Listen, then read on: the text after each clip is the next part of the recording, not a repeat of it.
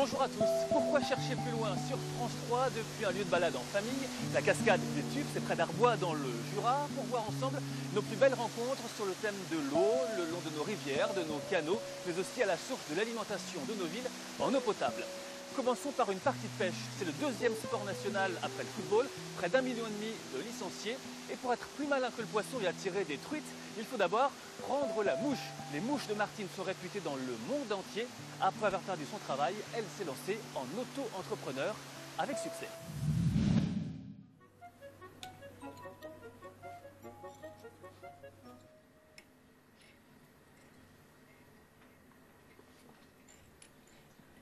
J'ai été licenciée, et comme j'avais une passion, la pêche à la mouche, j'avais appris à monter des mouches.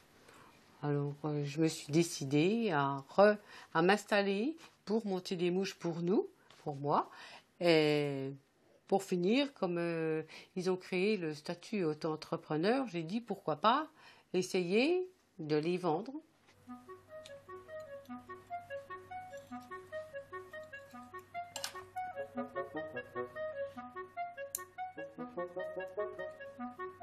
À l'origine, il faut bien savoir que c'était les femmes qui montaient les mouches. Et encore maintenant, la seule chose, c'est que ça s'est déplacé, c'est plus en France, c'est à l'étranger. Et donc ça fait plaisir de retrouver une femme qui monte des mouches.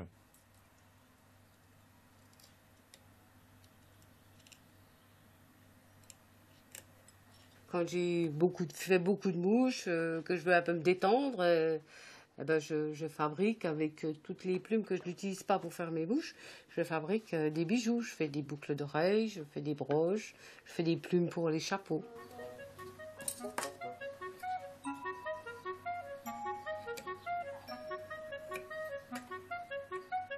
C'est presque un art de monter une mouche, une belle mouche, avec des belles plumes de qualité aussi. Ça joue beaucoup.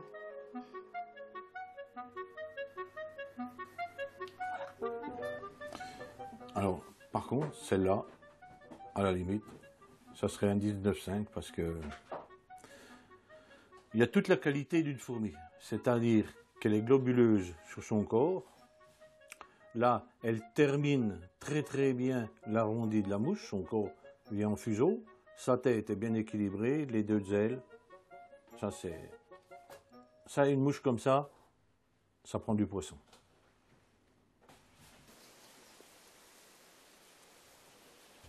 Là, tu vois, ce petit poste-là, il me plairait bien le long de la pierre. Là, tu vois. Moi aussi. Toi aussi.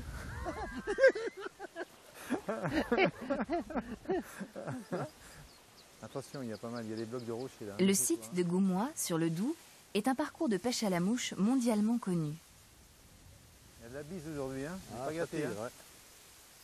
Pour nos amis pêcheurs, les conditions météo ne semblent pas satisfaisantes.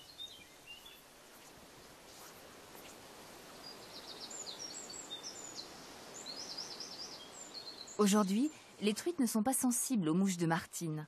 Philippe aura-t-il une explication à nous donner? Il faut que Martine refasse exactement comme la nature. Autrement, on a des refus. Parce que la truite, elle sait ce que c'est qu'une mouche naturelle. Donc elle s'approche de l'artificiel, elle voit qu'il y a un petit défaut quelque part, dans la nature ça n'existe pas, elle replonge. Elle ne te prend pas ta mouche. Voilà. Pour Daniel, c'est le matériel qui est en cause. Là j'ai une canne qui est un petit peu souple par rapport à la soie. Donc avec un vent comme aujourd'hui, c'est vrai que ça me pose quelques soucis là. Normalement ça devrait aller plus loin, mais là je suis limité en distance on va dire. Bien que ça parte déjà pas mal, mais je pars pas où je devrais partir réellement. Après il y a des petites techniques comme ça, là c'est très esthétique, l'histoire de ressortir la soie. On va faire un demi-cercle en sens inverse des aiguilles d'une montre, ça fait ça. Et ça c'est très très joli et c'est très agréable à faire. Ça c'est un vieux pêcheur d'ici qui me l'a appris cette technique là.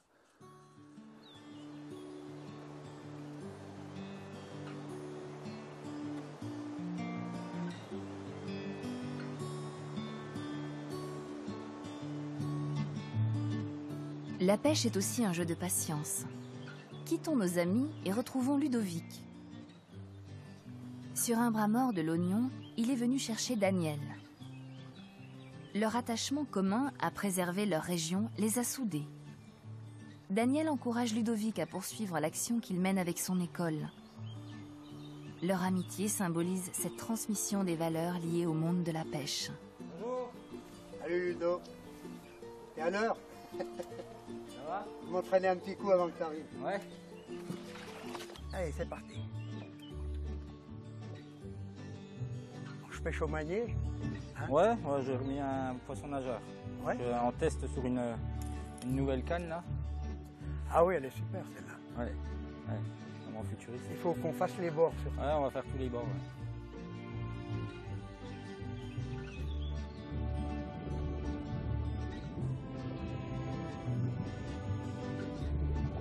Moi, j'ai connu une période heureuse. Hein.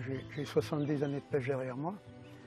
À l'époque, les lavandières lavaient au savon de Marseille. Tout allait à l'eau, mais ça ne polluait pas. Ouais, bah, c'est sûr. Actuellement, la pollution, elle est liée en partie au nitrate, mais c'est pas exactement ça. En fait, on a découvert très récemment que les pilules anti-grossesse, les antibiotiques, toutes ces choses, ne sont pas filtrées à la sortie des stations d'épuration. C'est-à-dire qu'elles partent dans l'eau. Et c'est ce qui fait que les frayères ne marchent plus. De plus en plus de femelles, la féminisation des espèces. Pour frayer, le poisson a besoin d'un biotope vraiment particulier. On est un peu les sentinelles de l'oignon. Les pêcheurs apportent l'information. Quand il y a des poissons qui meurent, tout ça, on peut tout de suite faire les analyses qui vont bien. Mais moi, je suis quand même un peu optimiste parce que depuis une dizaine d'années, il y a des travaux d'assainissement qui ont été réalisés, en particulier les bandes enherbées, les stations d'épuration des communes, qui étaient souvent trop petites, les fosses des agriculteurs, qui ont été agrandies compte tenu de l'importance du cheptel. Et tout ça va dans le bon sens. On a quand même un beau parcours. Un beau terrain de jeu, oui. On se sent bien. La pêche, appréciée pour la sérénité, eh bien c'est ce calme que vous retrouverez en venant sur le canal du Nivernais, entre Auxerre et Decize en Bourgogne, 170 km et 110 écluses, le deuxième le plus fréquenté après le canal du Midi, apprécié parce qu'il est encore sauvage. Vous y croiserez des éclusiers. La construction date de la fin du XVIIIe siècle pour apporter du bois de chauffage jusqu'à Paris.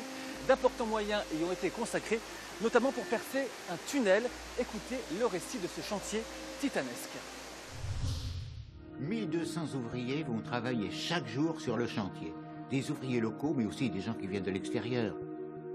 On va même embaucher des forçats.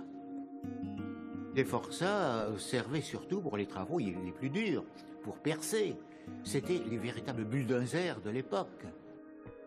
On commence par construire 7 puits en 1785. On va déblayer les matériaux par ces puits et ces matériaux vont resservir pour la construction des bâtiments. Contrairement aux prévisions des géologues, on va se trouver face à une alternance de pierres extrêmement dures, extrêmement difficiles à percer, et de couches particulièrement molles, d'où une instabilité du terrain. Alors imaginez les éboulements. Quand on pense à tous ces forçats qui sont morts sous les souterrains, les archives sont particulièrement muettes à leur sujet. En 1786, 3 membres de l'Académie des sciences, dont le marquis de Condorcet, viennent inspecter les chantiers. Ils commencent par féliciter les ingénieurs, féliciter le personnel, tout est bien fait. Ils descendent dans les puits, voient l'état des travaux, remontent, tout semblait parfait. À son retour à Paris, Condorcet prend nettement parti pour l'essor de la batellerie. Voilà ce qu'il exprime en substance dans son rapport. C'est dommage de faire tout ce travail pour simplement l'approvisionnement de Paris. Faisons un canal de navigation. Alors là, il s'agit d'une toute autre ampleur. Il fallait tout voir à une échelle beaucoup plus grande.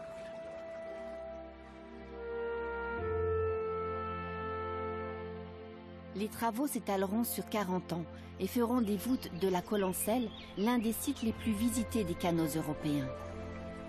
Passés les 3 tunnels, que ce soit en bateau ou bien en paddle, comme Yves Prégermain qui dirige la base nautique de Baye, le canal vous invite dans ce que l'on appelle la petite Amazonie.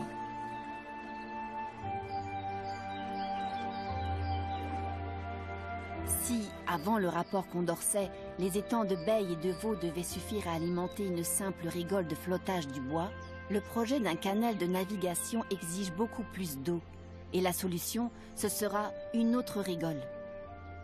Il s'agit de la rigole d'Yonne, qui sur 28 km va aller d'un lieu près des sources de l'Yonne, au pont de Pincière, le barrage n'existe pas encore, qui va franchir 2 aqueducs importants, celui de Montreuil, qui est ici, celui d'Oussy, un petit peu plus loin, et qui va se déverser le long du ruisseau de la Collencelle, et à la fin, arriver à Port-Brûlé, l'eau va s'écouler pour alimenter ces écluses qui, sur quelques 3 km, vont dévaler la pente de façon extraordinaire.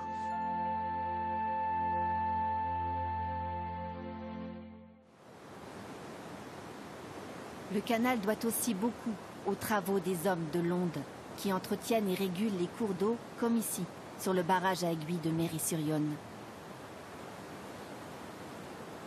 En 1879, le gabarit fraissinet impose que les écluses mesurent 39 mètres, une loi qui sonne le glas des espoirs de faire du canal un axe de commerce entre la Loire et la Seine.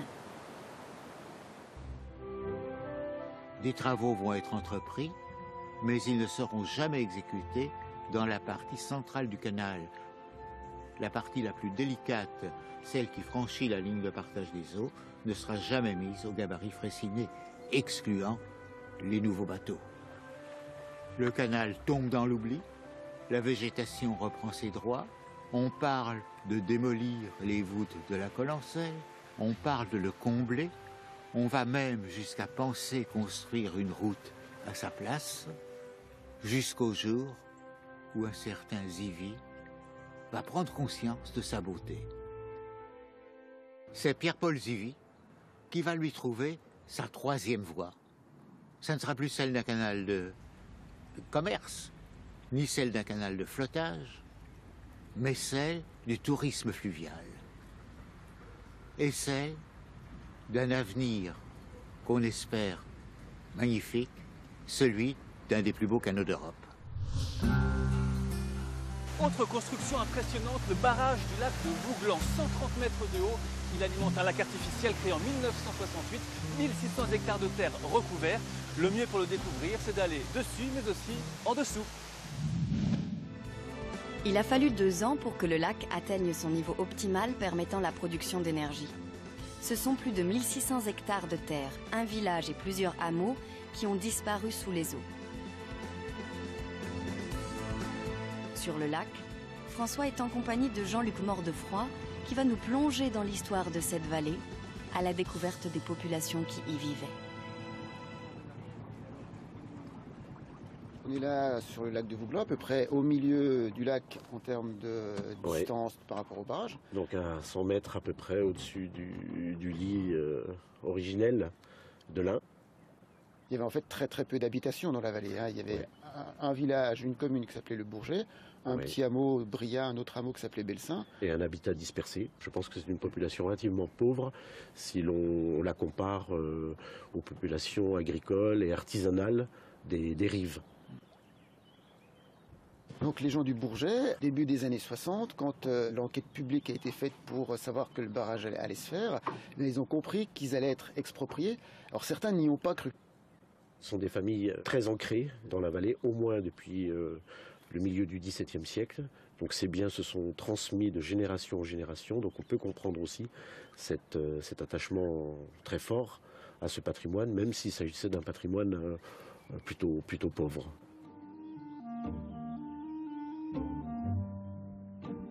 La valeur affective pour certains, c'était quand même de voir détruire leur maison, parce que le village a complètement été rasé. Il ne reste absolument rien. Ça a même servi d'exercice militaire à la fin, où les militaires ont même mis un char dans les rues du Bourget, dans le hameau de Bria, pour s'entraîner. Donc vraiment, au fond de la vallée, il ne reste plus rien.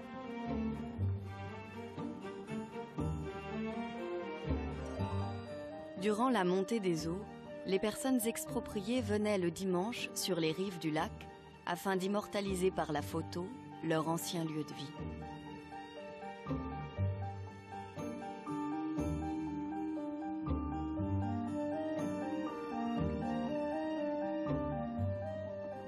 François et Jean-Luc rejoignent les bouées qui indiquent l'emplacement du plus grand édifice ennoyé sous 50 mètres d'eau.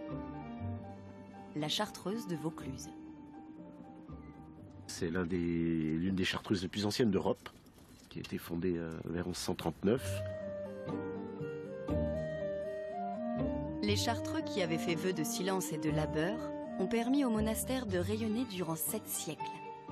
Il sera acheté par un propriétaire privé à la Révolution française et en partie détruit. Ce lieu unique dans la vallée était très connu des Jurassiens. En fait, ça servait de lieu de balade dominicale de la plupart des habitants de la région. Oui, c'était un lieu d'excursion. Tous les Jurassiens connaissaient ce monument absolument fabuleux et venaient s'y promener le week-end. Je connaissais Vaucluse à travers des chartes, des documents d'archives, l'iconographie, les plans anciens ou des clichés beaucoup plus récents. Mais ma première rencontre réelle avec la Chartreuse remonte à une quinzaine d'années, lorsqu'on a tenté de dresser un état des lieux du bâtiment une trentaine d'années après son ennoyage. La première image que j'ai et qui me vient à l'esprit, la première image, c'est un plongeur traversant l'oculus de l'église médiévale de la Chartreuse.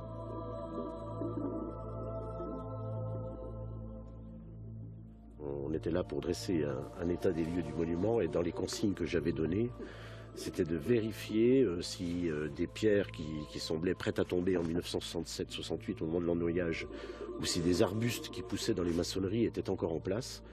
Et on peut, 30 ans après, calquer ces images sur celles de 67-68. Rien n'a bougé.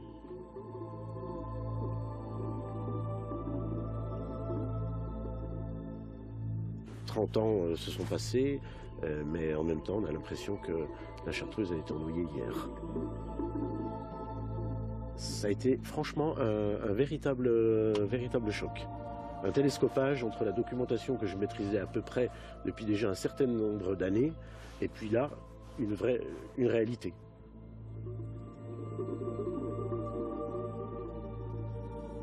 Une plongée sur la Chartreuse demande des compétences particulières et comporte de nombreux risques, car les bâtiments sont situés entre 45 mètres et 90 mètres de la surface. La visibilité y est réduite du fait des particules en suspension et l'eau est à 5 degrés. Malgré ces contraintes, ce site étonnant est devenu une destination prisée des plongeurs qui viennent de la France entière pour évoluer au cœur des bâtiments dans ce lieu chargé d'histoire.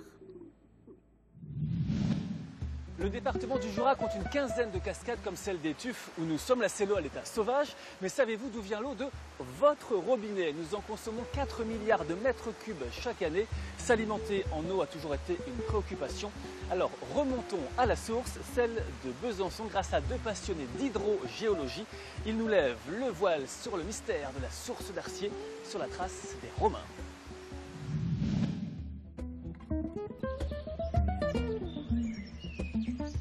Et bien voilà Michel, c'est ici que tout a commencé. Mais tout a commencé ici, il y a 20 siècles. L'anniversaire de tout ça, c'est dans 50 ans, donc 19 siècles et demi à peu près. Les Romains occupent, entre guillemets, Besançon. Hein, on est déjà dans le début d'une civilisation gallo-romaine. Et la préoccupation d'un Romain, quand il s'installe quelque part, c'est pas de planter des vignes, c'est d'avoir de l'eau en quantité et en qualité. Les consommations sont colossales d'ailleurs. Et il n'y a qu'une source qui offre un débit et une qualité d'eau suffisante, c'est la source d'Arcier.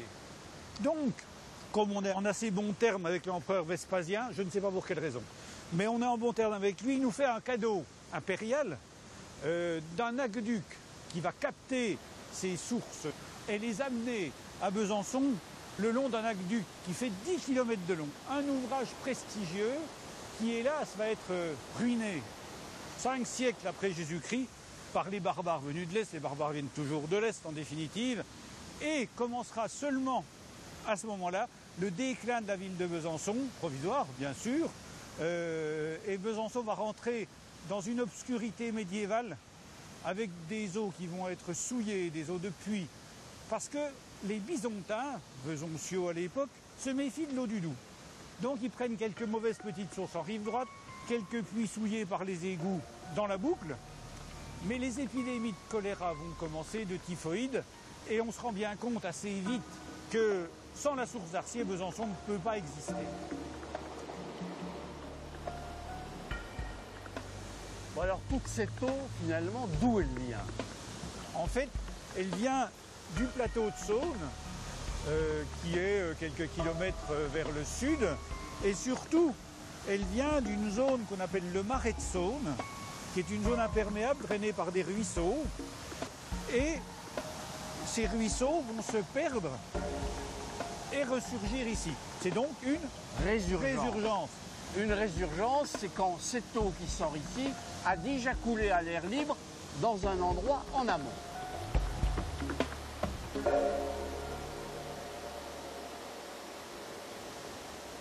Voilà, donc ici, manifestement, il devait y avoir un talus d'éboulis, et l'eau sortait à travers l'éboulis. Et les armes de Besançon là-haut, est marquée la devise de Besançon, Utinam, plaise au ciel. Là, voilà cette fameuse source. On est dans les entrailles de la bête. Voilà la galerie qui a été forée, creusée pour améliorer la ressource. Elle sort quelques dizaines de mètres plus loin et elle va être récupérée ici. Quelques minutes un peu à l'air libre, si on peut dire, on est encore dans le captage. Et elle va filer là-bas, dans une canalisation qui fait 10 km de long, et va arriver à Besançon, après bien sûr avoir été traitée. On dérive ici une quantité d'eau susceptible d'alimenter la totalité de Besançon. Ce qui ne se fait pas parce que il faut laisser de l'eau dans le ruisseau de première catégorie, de la source d'Arcier où il y a des truites. Donc il y a un équilibre entre le prélèvement et la restitution au milieu naturel.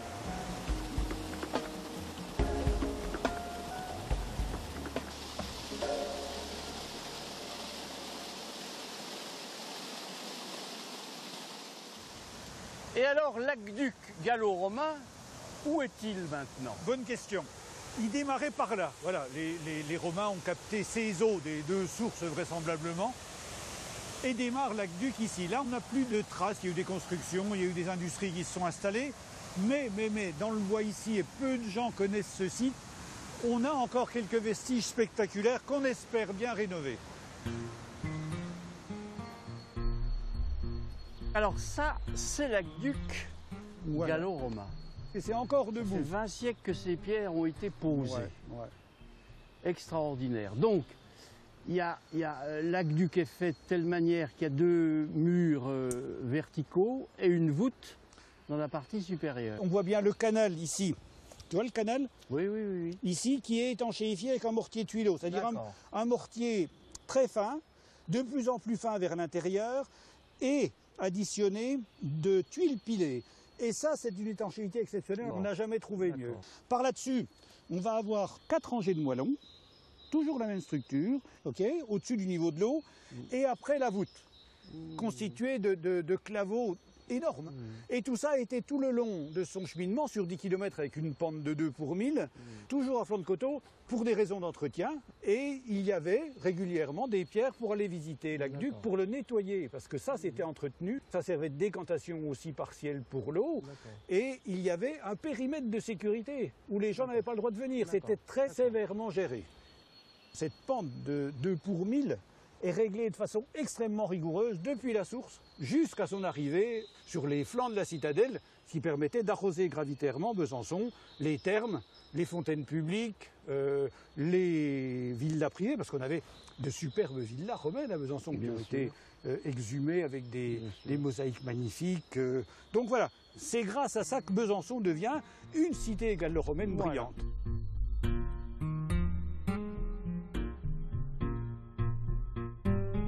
Rendez-vous sur pourquoichercherplusloin.fr pour voir en intégralité nos balades sur le thème de la pêche, sur les canaux de Bourgogne, sur la route de l'eau de Dijon à Besançon et sur le lac de Vouglan.